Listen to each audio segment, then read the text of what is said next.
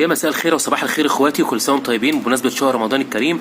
الوقت طلب مني واحد نسكافيه السينابون، حاجه كده عظمه وجديده.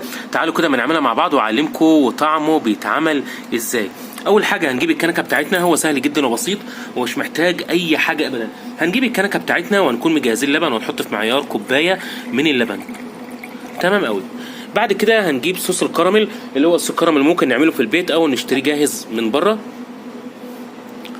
وهنحط كده في معيار 50، يعني 50 ملي صوص كراميل، يعني معلقة كبيرة كده فيها صوص كراميل. والقرفة المطحونة بقى في أي بيت هناخد كده معلقة قرفة مطحونة صغيرة بس ما تكونش مليانة قوي. وهنجيب بقى ظرف النسكافيه الصغير اهو، احنا فضيناه اهوت في الغطا بتاع كوبايه العصير. ظرف يعني النسكافيه الصغير ده عارفينه، اللي هو الصغير ده.